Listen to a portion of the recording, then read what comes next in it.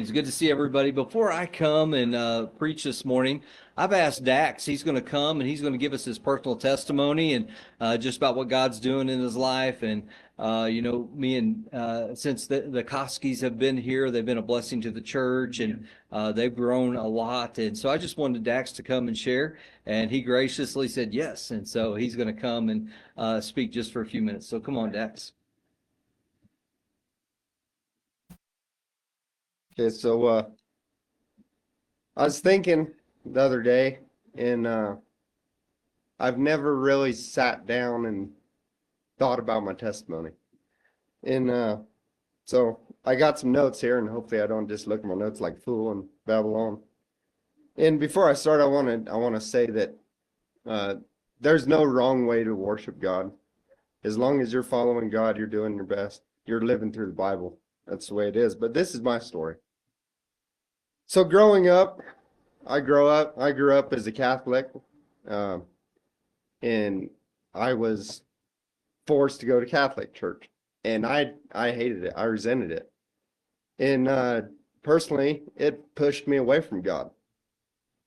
And it wasn't really till high school rodeo that I realized God's my friend.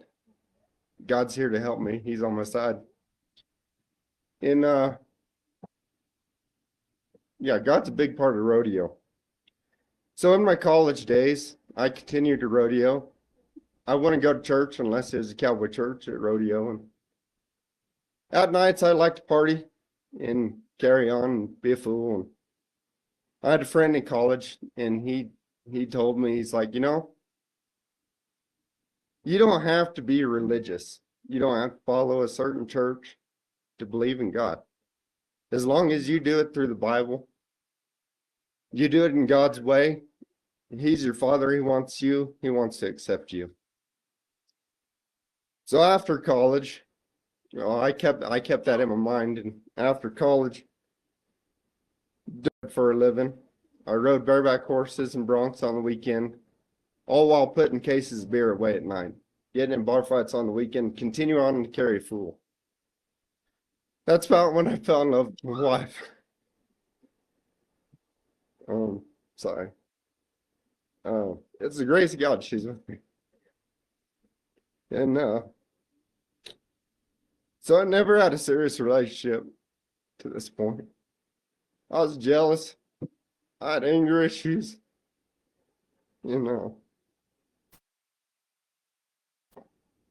That's when the devil really attacked me.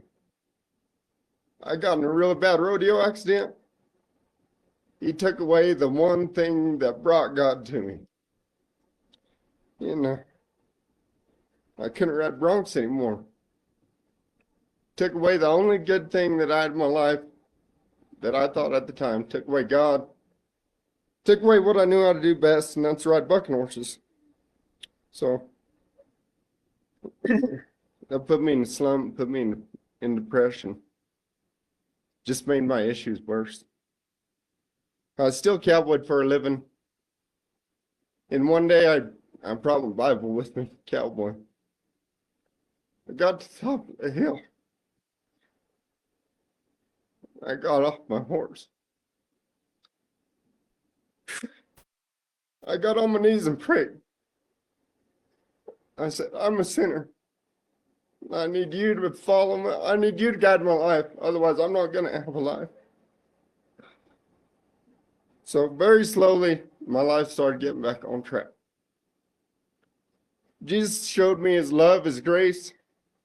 And one thing that really showed up about this time, I had my son Bracken that we've been trying for months. Never happened. This is when my wife found out she's pregnant.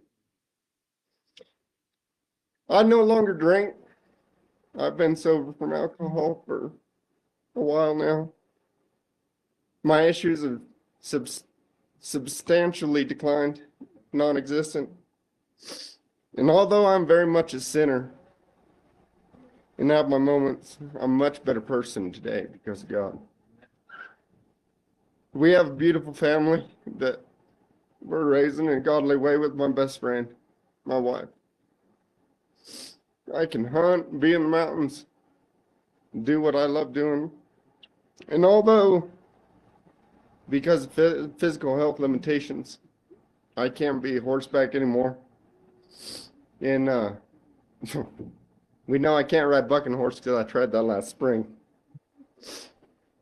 So in Romans chapter 3, it says, "For all I've sinned and come short of the glory of God." I'm very much a sinner, and I realize that. But now I know who my Father is, and He leads me every day. See, God's love is a covenant, not a contract. A contract's something you can wad up, throw away. It's worthless.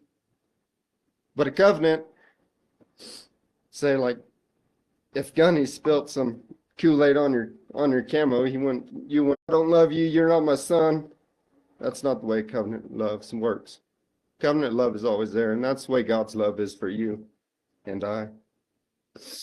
And what Jesus has done to me in my life, He can do to every one of you in this building, anyone in the world. And if anyone would like to sit down, and I'd love to open the Bible with you, share more of my story and the way that God's working in my life. So